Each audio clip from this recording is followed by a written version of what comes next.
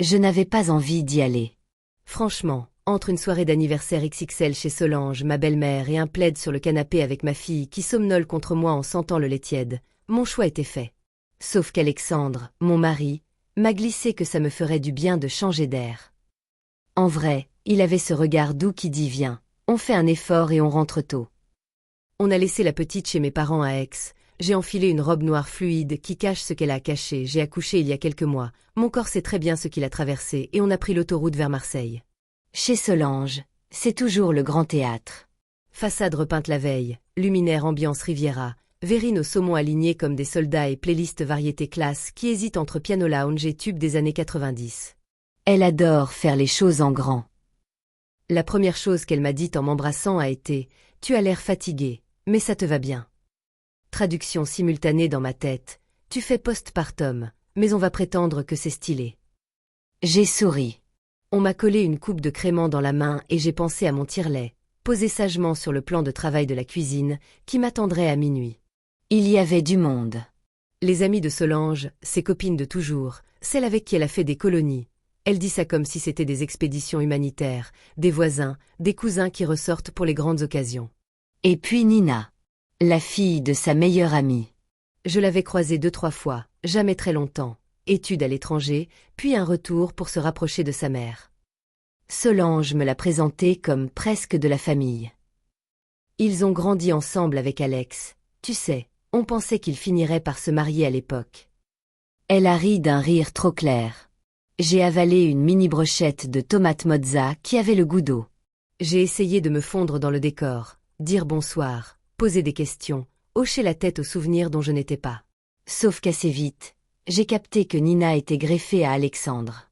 Elle riait à tout ce qu'il disait, même quand il ne disait rien. Elle jouait de l'épaule, glissait des tu te rappelles comme des hameçons, et répétait la légende familiale. Nos mères ont toujours cru qu'on se marierait.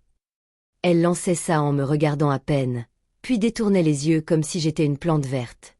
Je ne suis pas jalouse, je connais Alex. Je sais où il est, mais je déteste qu'on me piétine dans mon propre couple. Et là, c'était le franchissement assumé, le culot en robe du soir. Alexandre, lui, essayait de s'en sortir avec des virages de conversation. Il parlait boulot, météo, même des travaux sur la L2, tout plutôt que d'avoir à répondre à ces allusions collées à la peau. À chaque tentative, Nina revenait à vous deux. À l'époque, on disait qu'on serait inséparables. Je voyais son malaise comme on voit l'eau monter dans un verre posé sous un robinet qu'on n'arrive pas à fermer. Autour de nous, les gens captaient. Les regards glissaient, se détournaient, revenaient. On est en France. Quand ça dérape, tout le monde devient soudain passionné par le buffet. Solange passait, repassait, les joues roses, les compliments faciles. Nina, ma chérie, comme tu es belle. Alex, tu as toujours eu de l'allure, toi. Elle me glissait des tu profites, qui sentait le contrôle qualité. Je pensais surtout à mon périnée et à mon jean qui me sciait la taille. J'aurais voulu être à la maison à sentir la chaleur de la petite contre moi, plutôt qu'ici à jouer la figurante pendant que le passé faisait sa parade. Le clou, ça a été près du gâteau. On commençait les bougies, la chanson faussement timide, un discours. Un discours. Nina a profité du brouhaha pour toucher le bras d'Alex, lentement, et lui souffler quelque chose à l'oreille. Je l'ai vu se raidir, reculer d'un pas, sourire crispé. Je n'ai pas entendu les mots, la musique couvrait, mais j'ai entendu le sens. Autour, ça a fait une vague. Mes yeux ont croisé ceux d'une cousine qui m'a lancé un tu tiens bon, muet. Je me suis servi un verre d'eau et j'ai respiré par le nez. Je n'allais pas faire une scène chez ma belle-mère, le soir de son anniversaire. Je ne lui donnerais pas ça. Normalement, ça aurait pu s'arrêter là. Une fille qui pousse trop loin, un mari mal à l'aise, une femme fatiguée qui demande à rentrer. On dit merci, on file, on débriefe dans la voiture, on ferme la porte derrière soi et on se remet du cirque avec une tisane au miel. Sauf que Solange nous a interceptés au vestiaire. Attendez, partez pas, je veux vous parler. Le ton qui ne demande pas, qui ordonne. On a reposé nos manteaux. Je pensais qu'elle allait s'excuser pour Nina, minimiser, lâcher un elle a un peu trop bu. Pas du tout. Elle m'a regardé de haut en bas, a pris un air navré et m'a sorti sans trembler. Tu comprends, si d'autres se permettent, c'est aussi parce que tu t'es un peu laissé aller. Silence. Le mot a cogné dans ma poitrine. J'ai entendu corps détérioré, pas féminine, image de mon fils. Des bribes qui piquaient comme des épingles. Postpartum ou pas, il faut faire des efforts. Les gens regardent. Tu renvoies quelque chose qui dit qu'on peut te passer dessus. Ça m'assied. J'ai senti la chaleur monter à mes joues et une drôle de lucidité froide me traverser. Je n'ai pas hurlé. J'ai modulé. Très distinctement, pour qu'elle n'ait pas à tendre l'oreille. Solange, va te faire voir. Derrière moi, quelqu'un a lâché un haut de théâtre. Alexandre a levé la main. Maman, stop. Ce que tu viens de dire est honteux. Sa voix n'était pas forte, mais elle vibrait. Solange a porté la main à sa poitrine, façon tragédienne. Tu oses me parler ainsi, toi, mon fils. Et c'est parti en vrille, reproches empilés, vieilles rancunes, petites humiliations qui ressortent. Je voyais surtout Alex, face tendue, qui posait enfin des mots. Moi, j'avais déjà rangé mes armes. J'ai remis mon manteau. On a salué 2 personnes en vitesse, et on a plié. Dans la voiture, on n'a pas parlé. Les lumières oranges de l'autoroute défilaient comme des points de suspension. À la maison, Alex a écrit à Nina. Un long message net. Ce que tu as fait ce soir est inacceptable. Je suis mariée. Tu ne me parles plus ainsi, et plus jamais devant ma femme. Je n'ai rien dit sur le moment parce que tu t'es déjà suffisamment ridiculisé. À partir de maintenant, aucune amitié, aucun contact. Il l'a bloqué. Je l'ai regardé poser son téléphone comme on ferme un dossier. Plus tard, on a parlé de Solange. On a décidé que tant qu'elle ne serait pas capable de me respecter moi et ce corps qui a mis au monde sa petite fille, elle ne mettrait plus les pieds chez nous. Ni elle, ni ses commentaires, ni c'est le monde regarde. Le lendemain, Solange a envoyé un message lisse. On a peut-être dit des choses qui dépassent la pensée. Je passe tout à l'heure pour en parler. Pas un pardon. Juste je passe. Elle est venue. Elle a sonné fort, longtemps. On n'a pas ouvert. Par la porte, on a simplement dit qu'on posait des limites et qu'on voulait du silence pour un bon moment. Elle a répliqué par des cris, des malédictions en version provençale chic, des vieilles sorcières que j'avais sur le bout de la langue mais qu'elle s'est attribuée toute seule par la grâce de sa mise en scène. Heureusement, notre fille était à Aix. Je me suis sentie à la fois coupable et soulagée. Poser une limite, parfois, ça ressemble à tourner une clé et regarder l'orage rester derrière. La nuit qui a suivi, j'ai tourné en rond dans l'appart pendant qu'Alex prenait sa douche trop longtemps. J'avais encore le goût sucré du gâteau en bouche et l'odeur du parfum de Solange coincé dans le pull. J'ai tiré mon lait devant la fenêtre entr'ouverte, l'air frais sur la nuque, et je me suis dit que je n'allais pas laisser quelqu'un qui n'a pas porté mon corps pendant 9 mois m'expliquer à quoi il doit ressembler. Alex est sorti, les cheveux en bataille, le regard fatigué. On a bien fait. On s'est couché dos à dos, chacun face au mur, pas par bouderie, juste pour garder nos pensées au chaud. Le lendemain, j'ai ramené la petite Dex. Ma mère m'a demandé si ça s'était bien passé. J'ai répondu par un sourire par défaut, ce sourire qui dit on n'en parlera pas devant la chaise haute. Et puis ça a commencé. D'abord, un texto d'une cousine de Marseille. Solange est passée. Elle a pleuré sur le canapé. Elle dit qu'elle ne comprend pas pourquoi vous la rejetez, qu'elle n'a rien fait. Puis une voisine de ses hauteurs. Ta belle-mère est venue prendre un café. Elle a raconté qu'on l'a punie parce qu'elle traverse des soucis financiers, que vous lui tournez le dos au lieu d'aider. Le même couplet, décliné en plusieurs versions. Pauvre mamie innocente, couple ingrat, bru jalouse et instable depuis l'accouchement. J'ai lu, j'ai mis le téléphone face contre table, j'ai respiré. Alex a dit, on laisse couler. Ceux qui la connaissent savent. Sauf que Solange ne s'est pas contentée des proches. Elle a entrepris une véritable tournée, un one-woman show sans humour. Elle sonnait chez des connaissances, chez des voisins de voisins, chez d'anciens collègues d'Alex qu'elle avait repérés sur LinkedIn, n'importe qui pourvu qu'il y ait 2 oreilles et une machine à café. Le récit était rodé. Elle, la mère qui aime trop, trahie par un fils captif et une belle-fille influente et cruelle, le tout emballé dans des sanglots calibrés. À l'écouter, on se cachait derrière un problème d'emploi et des tensions d'argent pour la tenir à distance et sauver la face. Elle se posait en paratonnerre de nos frustrations. J'ai failli m'étouffer avec mon Perrier quand une amie de lycée que Solange n'a jamais rencontrée m'a écrit « Ta belle-mère m'a trouvé sur Insta, elle m'a DM pour rétablir sa vérité. » C'est qui, cette dame? À Paris, on a choisi la stratégie des témoins de Jéhovah. Quand ça sonne et que tu sais que tu n'as pas envie, tu restes silencieux derrière la porte, tu retiens même ta respiration. J'ai plaisanté avec Alex que la prochaine fois que Solange débarquait à l'improviste, j'inviterais vraiment des témoins à grimper les 4 étages pour qu'ils lui passent devant et lui parlent du salut, histoire qu'elle goûte à la politesse minimale. On riait jaune, mais on riait quand même.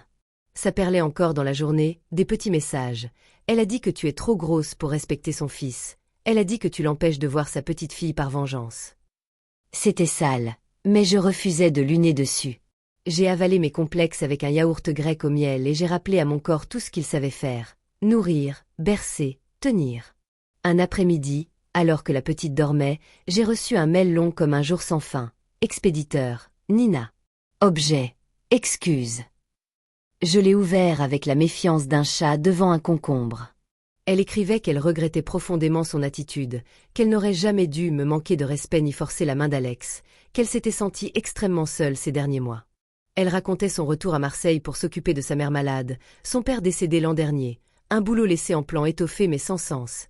J'ai deviné une carrière qui brillait bien sur LinkedIn mais pas dans le ventre, et l'alcool à la fête qui avait débridé un truc malsain. Tout cela, j'aurais pu l'entendre comme on tend une couverture à quelqu'un de transi. Et puis il y avait ce paragraphe qui puait l'aveu et le poison mélangés. Je dois être honnête, c'est ta belle-mère qui m'a mis dans la tête l'idée que si j'essayais suffisamment, je pourrais récupérer Alex.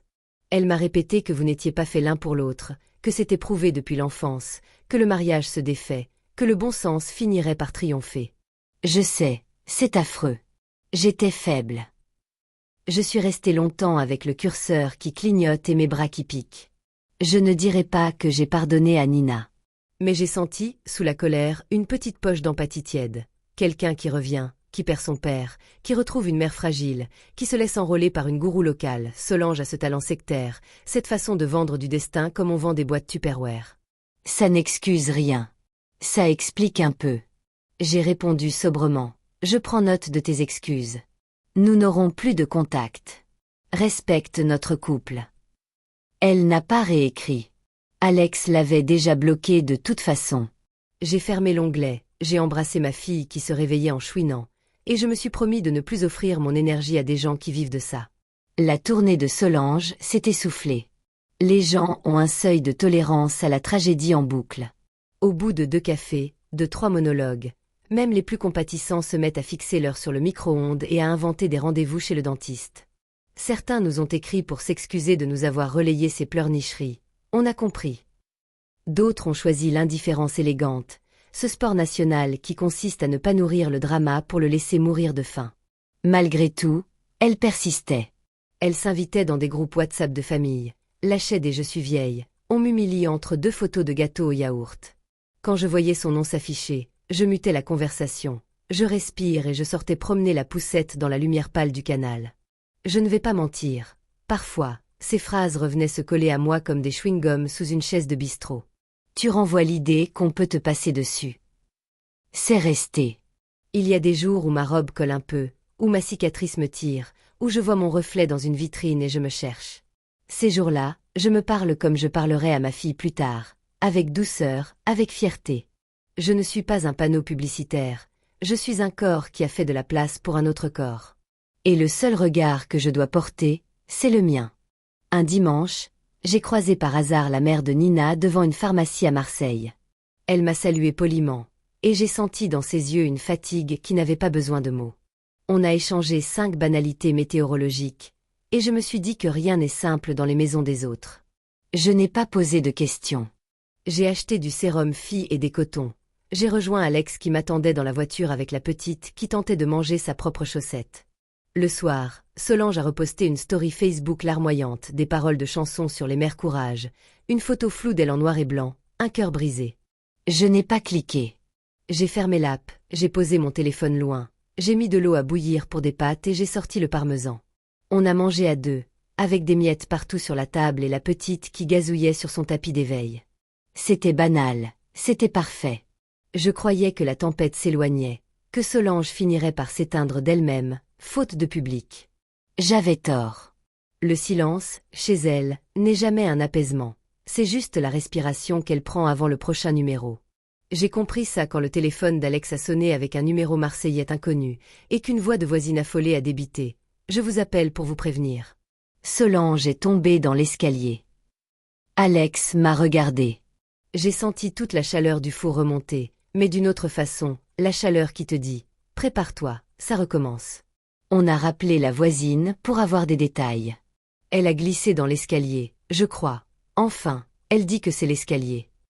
Sa voix tremblait comme si elle avait fait quelque chose de mal en nous prévenant. Alex m'a regardé. On passe la voir. J'ai hoché la tête. On a confié la petite à mes parents encore parce que j'avais ce pressentiment que ça allait dégénérer, et je ne voulais pas que des cris s'impriment dans sa tête comme une berceuse pourrie. La maison de Solange, sur les hauteurs, avec ses marches en pierre qui ont vu plus de talons que d'excuses, sentait la lavande et l'antiseptique. C'est une infirmière qui nous a ouvert, blouse blanche, regard calme, ses mains carrées qui savent tout ce qu'un corps peut casser. Madame ne peut pas se lever. Entrez. On a posé nos manteaux, et dès le couloir on a entendu la voix de Solange.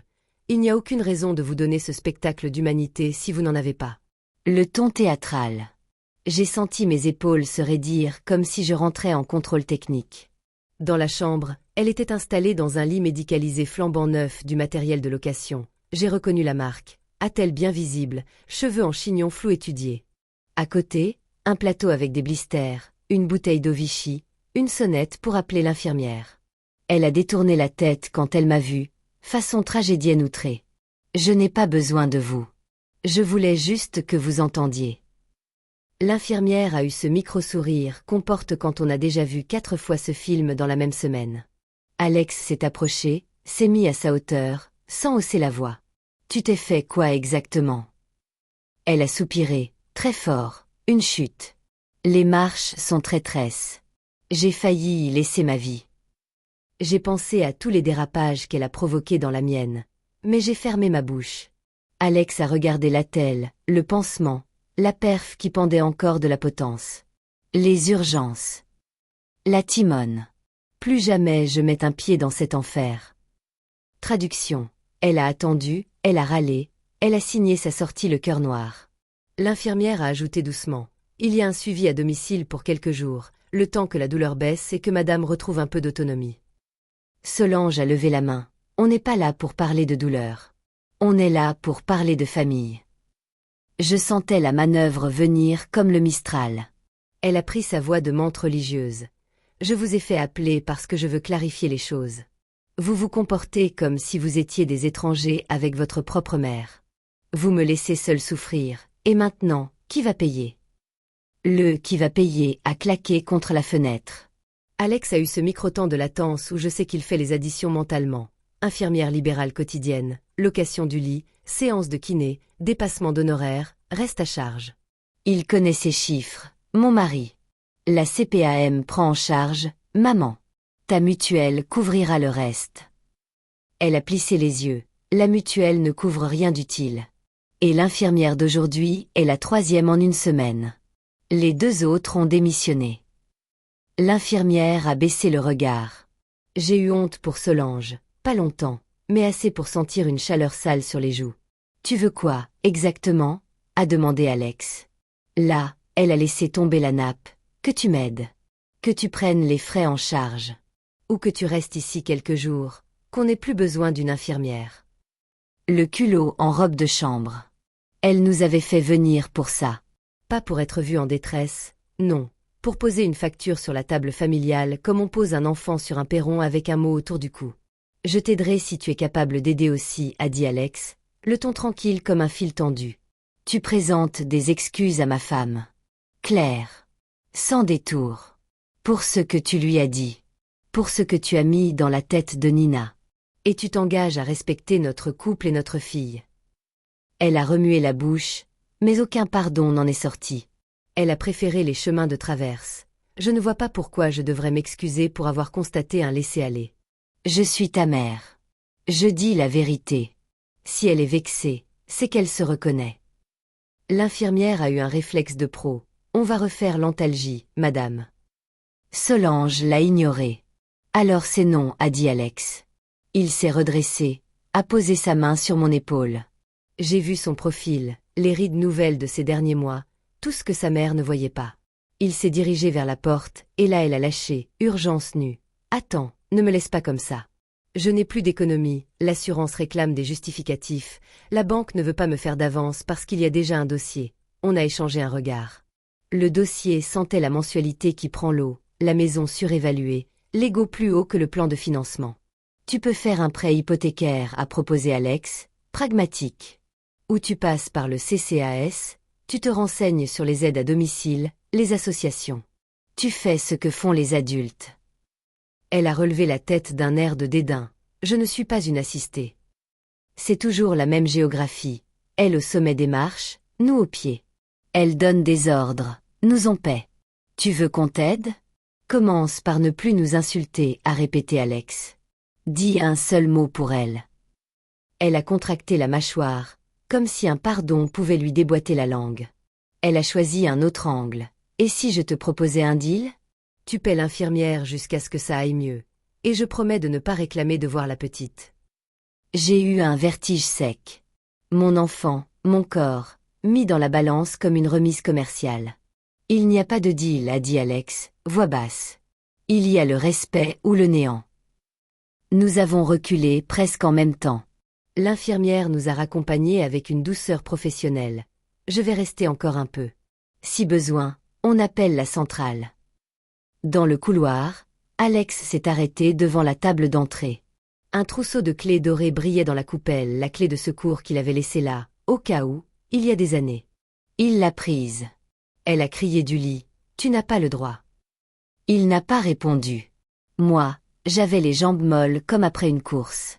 On a remercié l'infirmière. J'ai ajouté un courage qui dépassait le cadre des soins. Dehors, l'air sentait la pierre chaude et le désinfectant. Alex n'a rien dit en descendant les marches. À la deuxième volée, il s'est arrêté, a posé les mains sur ses cuisses, a soufflé. Elle nous a fait appeler par la voisine pour nous ferrer. Même immobilisée, elle manigance. Je n'ai pas su quoi répondre. J'avais envie de pleurer et de rire en même temps, ce rire nerveux qui fait mal aux côtes. Dans la voiture, il a fini par parler. Des chiffres, encore. Une infirmière libérale tous les jours, plus la location du lit, plus les ordonnances, plus la kiné. Elle tient 2-3 semaines avec ce train de vie si elle n'a rien de côté. Il a appuyé sa tête contre le volant. Tout ce qu'elle aurait à dire, c'est pardon, point. On a roulé jusqu'à Aix en silence. La radio allumée trop bas pour être autre chose qu'une compagnie. Le soir, j'ai reçu un SMS de la voisine. Je suis désolée si je me suis mêlée. Elle m'a dit d'appeler. J'ai cru bien faire. Je l'ai remerciée. Elle n'y était pour rien. Les gens de bonne volonté se retrouvent souvent sous des projecteurs qu'ils n'ont pas demandés. J'ai posé le téléphone et j'ai regardé la petite dormir, main en étoile, bouche ouverte. J'ai pensé à tous ces mots qu'on empêche de sortir de soi parce qu'on croit qu'ils nous défigurent. Pardon. J'ai tort. Je suis allée trop loin. Et j'ai compris que chez Solange, ces mots-là n'existent pas. Il n'y a que donne et prouve. Elle préfère casser son propre escalier que de descendre d'un cran. Avant de me coucher, j'ai demandé à Alex, tu penses qu'elle va lâcher? Il a secoué la tête. Non. Elle va changer de tactique. Il s'est regardé dans le miroir de l'entrée, a tiré sur son col. La prochaine fois, j'irai seule. J'ai voulu protester, puis j'ai vu son regard. Pas de bravade, juste la fatigue d'un fils qui ne veut plus mettre la femme qu'il aime entre sa mère et lui comme un pare-choc.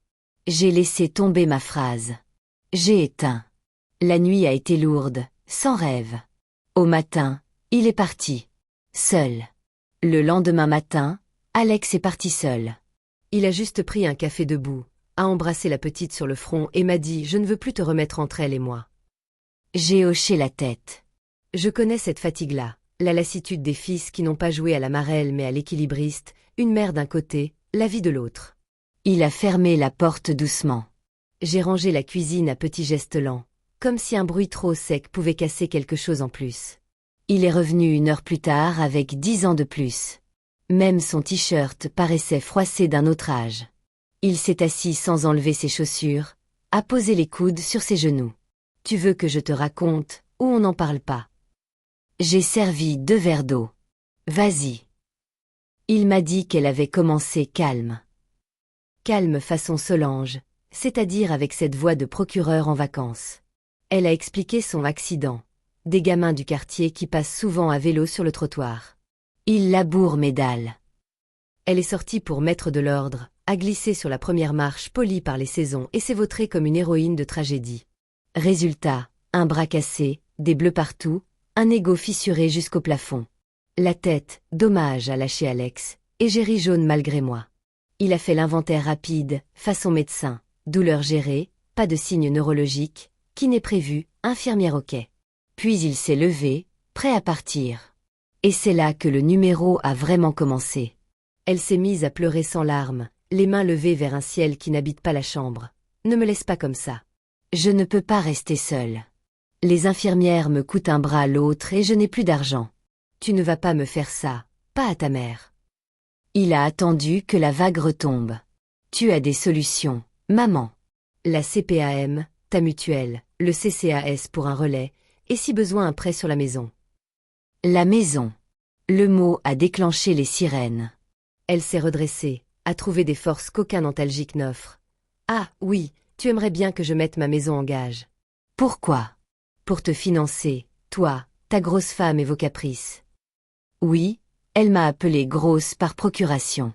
Et puis elle a ajouté, version stand-up méchant. Si ta vachette tombait dans l'escalier, je parie que tu la roulerais jusqu'aux urgences, elle irait plus vite comme ça.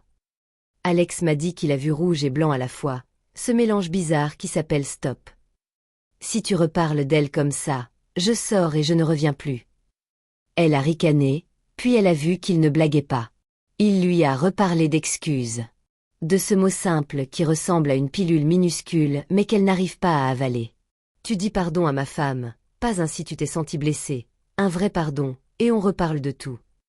Elle a tourné autour comme un chat autour d'une baignoire. J'ai peut-être dit des choses, hors contexte. Pas des choses, des insultes, a corrigé Alex. Silence qui pique.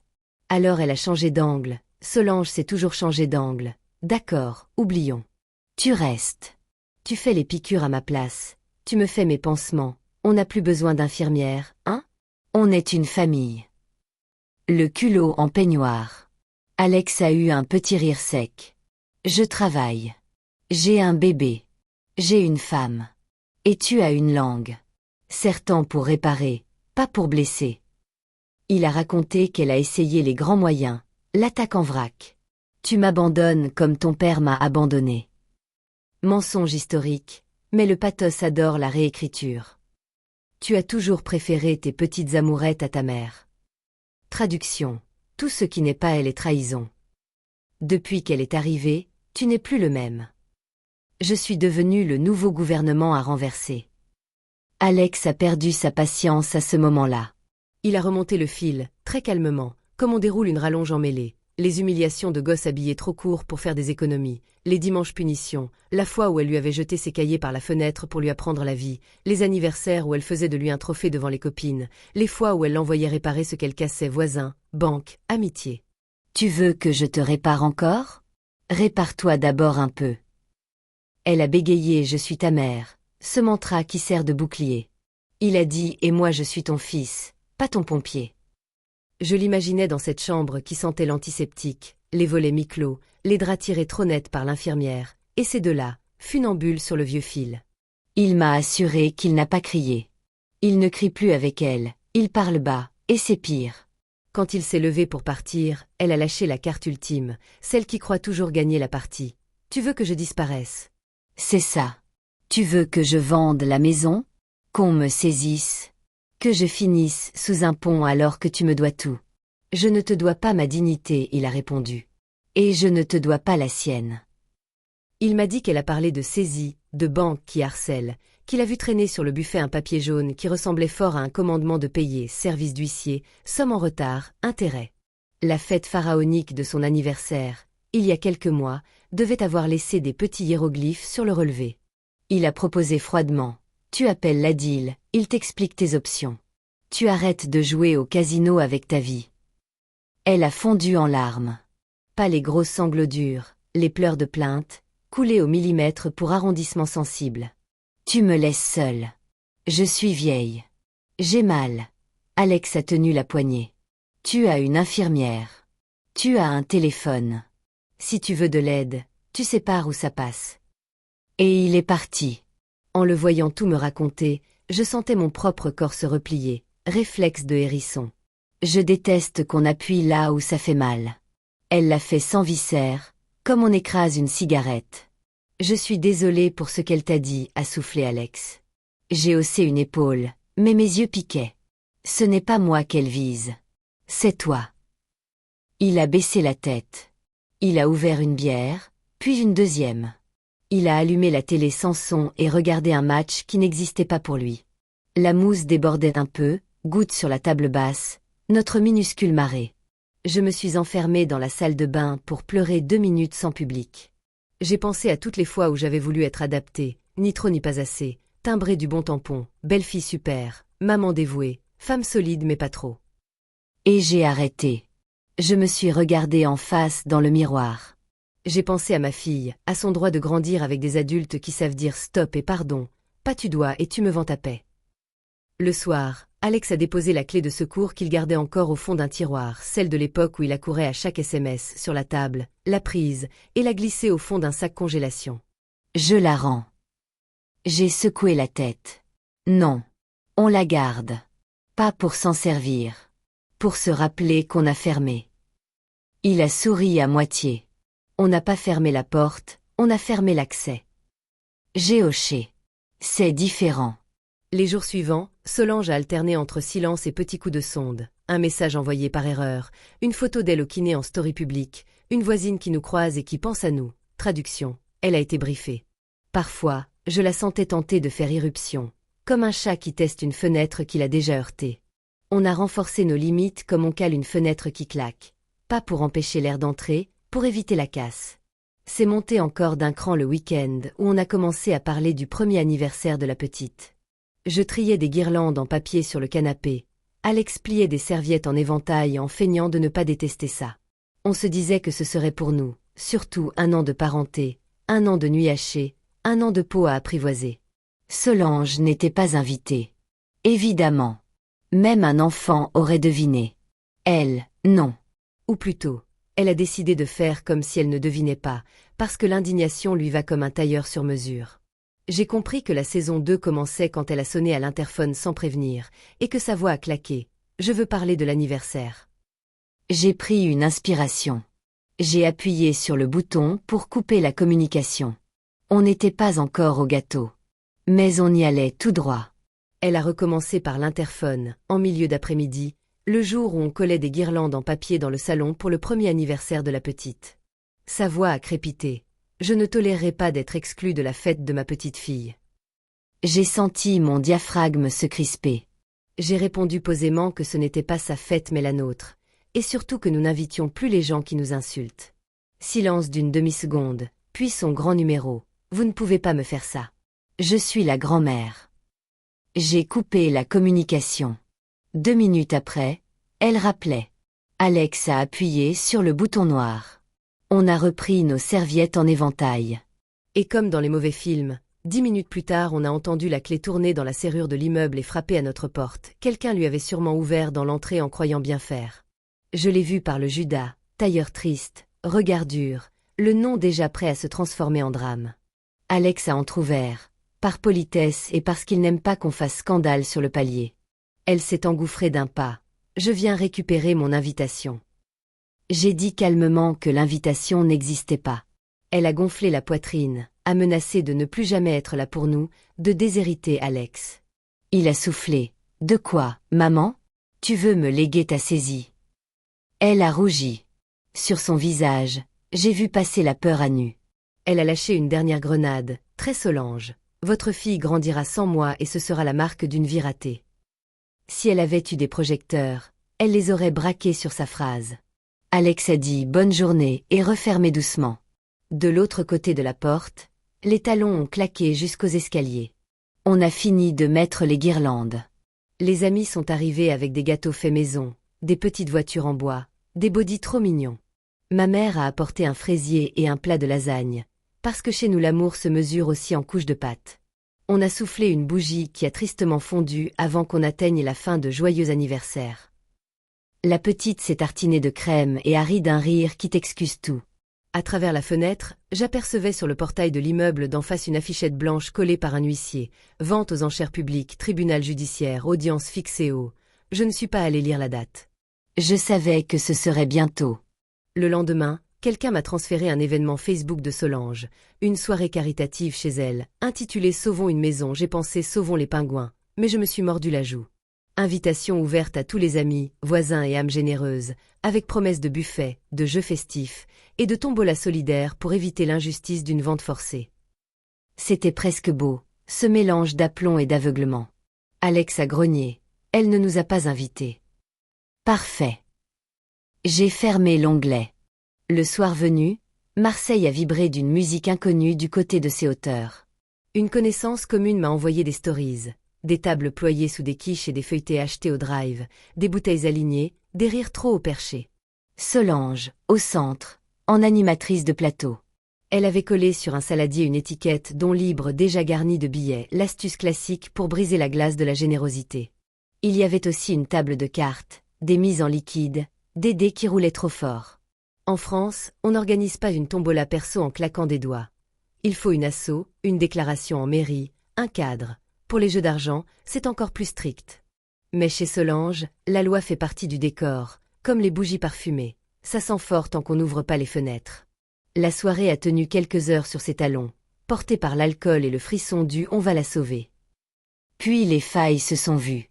Une voisine a appelé la police municipale pour tapage et réunion douteuse. 2 agents sont passés, polis, fatigués, ont regardé les billets, demandé des papiers, expliqué que les loteries privées, ce n'est pas possible et que les jeux d'argent sans autorisation non plus. Procès verbal. Ils n'ont pas annoncé de montant, ce n'est pas Top Chef avec des notes à l'ardoise, mais j'ai vu la photo d'un petit carnet où il griffonnait. Solange, en bon chef de troupe, a tenté une plaidoirie. Je sauve mon foyer. L'un d'eux a levé les mains. Madame, on ne sauve pas un foyer avec un casino. La fête s'est éteinte comme un pétard mouillé. Quelques invités se sont volatilisés, honteux d'avoir ramené des parts de pis saladière à la roulette. Le lendemain, le décompte a circulé via les mêmes messageries qu'elle avait utilisées pour rameuter du monde. Après avoir retiré les frais de nourriture et de boisson, car dans ce genre de caritatif, Solange ne lésine pas sur le prestige, il restait l'équivalent de quoi payer, une semaine d'infirmière, au mieux. Elle avait besoin de beaucoup plus, des milliers. Et en prime, il y aurait l'amende à régler, sans parler des suites du PV si quelqu'un décidait de pousser. C'est là que j'ai commis l'erreur de regarder le portail de sa maison. L'affichette de l'huissier avait été remplacée par une autre, datée. Vente fixée au jeudi suivant, 15 heures, salle des criers du tribunal. J'ai senti un courant d'air froid dans mon ventre. Pas de joie mauvaise, je ne suis pas programmée pour ça. Juste la sensation d'un engrenage qu'on a prévenu 100 fois et qui, malgré tout, finit par mordre. Elle ne nous a pas appelés ce jour-là. Elle a posté une photo d'elle, œil humide, légende, on m'arrache mon toit. Les commentaires se divisaient entre la compassion automatique et l'agacement des gens qui ont vu les cartes, les billets, le blender pour les cocktails. À la maison, Alex a regardé la petite mordiller une girafe en plastique, et m'a dit doucement, je n'ai pas envie d'assister à la vente. Moi non plus. On n'avait pas envie d'être ces silhouettes debout au fond d'une salle grise, à écouter des chiffres s'élever sur ce qui a été le théâtre de ces humiliations et de ces fêtes. La justice fait son travail. Ce n'est pas un spectacle. Quand la journée est passée, une connaissance nous a appris que la mise à prix était basse, que 2 investisseurs avaient levé la main, qu'un 3e avait surenchéri par téléphone, et que la maison avait filé, d'un coup, parce que c'est comme ça que partent les choses dont on croit qu'elles nous appartiennent pour toujours, vite, en silence, à la 3e enchère. Solange a écrit sur WhatsApp « Je quitte le quartier, vous avez gagné ». Je n'ai pas répondu.